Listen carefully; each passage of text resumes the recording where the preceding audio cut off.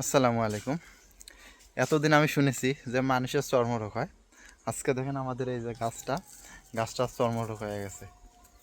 উপর থেকে দেখুন এরকম পাকা পাতার মতো। আর মজার বিষয় হলো এই দেখেন, একদিকে হলো সবুজ আর একদিকে হলো মানে পাকছে, সাদা হয়েছে। আর এই দেখুন শশাটা দেখুন, যে শশাটাও দেখুন একই অবস্থা। এই যে এদিকে একটু সাদা আর এইদিকে দেখুন গ্রিন। ভাইরাস তো ভাইরাসই। আর মার্শাল্লাহ আমাদের গাছগুলো দেখুন অনেক লম্বা হয়ে গেছে, অনেক বড় বড় হয়ে গেছে। আমরা এগুলো সব ডাউন করে ছোট করে দেব। ছোট করে দিলে মাশাল্লাহ শসা হয় অনেক।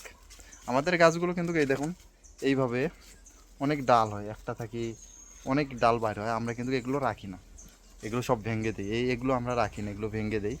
ভেঙে দেওয়ার কারণে আমাদের শুধু মাথায় একটাই থাকে, ওই একটাতে মাশাল্লাহ ফলনগুলো সুন্দর আসে, কিন্তু ফলনগুলো খুব তাড়াতাড়ি বড় হয়। ফসল মাশাল্লাহ মোটামুটি অনেক ভালো। দেখুন এই দেখুন একটা করে গাছ হতে দেখুন।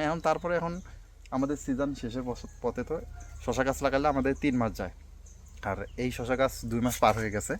আর বেশি দিন থাকবে না, হয়তো বা বড় জোরে 20 দিন, 1 মাস যাইতে পারে। তারপরে আমরা আবার নতুন করে শশা লাগাবো। আর যখন আমরা শশা লাগাই প্রথমে মাশাল্লাহ অনেক সুন্দর হয়, একটাও মিস যায় না। এই যে এরকম দেখুন, এরকম এরকম করে প্রতিটা পাতায় পাতায় শশা হয়, একটাও মিস যায় না। যারা নতুন ভিডিওটি দেখতেছেন অবশ্যই চ্যানেলটি আমার সাবস্ক্রাইব করবেন। আর আপনাদের মতামত অবশ্যই জানাবেন আমার ভিডিওগুলো কীরকম লাগে। আর আমি একজন মরিচাষ প্রবাসী, অবশ্যই আমি যে বিষয়গুলো কাজ করি এবং আধুনিক পদ্ধতিতে গ্রিন হাউসের মাধ্যমে আমরা যে ফসলগুলো চাষ করি, এগুলো আপনাদের মাঝে আমি তুলে ধরার চেষ্টা করি। আর সবাই আমার জন্য দোয়া করবেন, আমি যেন ভালোভাবে কাজকাম করতে পারি। এবং আমাদের যারা প্রবাসী ভাই আছে, বিদেশের মাটিতে আছে, সবাই তাদের জন্য দোয়া করবেন। আসলে বিদেশ জিনিসটা অনেক কষ্টের, হয়তো বা আমরা বুঝি না, না বুঝে আমরা দেখা যায় যে বিদেশ বিদেশ করি, পড়ালেখাও ঠিকমতো করি না। বিদেশের প্রতি আমরা চা থাকি যে বিদেশ কি একটা সুখের দেশ। আসলে ভাই দেশের তুল্য হয় না। দেশে আপনি যে পরিশ্রমটা করবেন, বিদেশিতে আসলে তার ডাবল পরিশ্রম করতে হয় ভাই।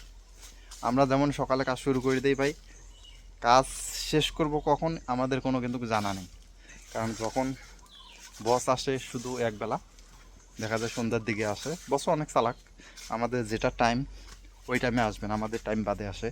কিন্তু ভাই সারাদিনে কাজ করা লাগে। দেখা যায় যে আমরা সকাল 6টা 6:30 বাজে কাজে ধরি, রাত 7টা বাজে 8টা বাজে, এমনও আছে 9টা বাজে কাজ শেষ করা। কারণ ভাই এরকম পরিশ্রম করলে বাংলাদেশে অনেক কিছু করা সম্ভব। আসলে আমি চাইবো আপনারা বিদেশমুখী না হয়ে দেশেই কিছু করার চেষ্টা করেন। কারণ মা বাবা ভাই বোন বউ সবাইকে নিয়ে থাকাটা মজাটা আলাদা। বিদেশটা অনেক কষ্টের।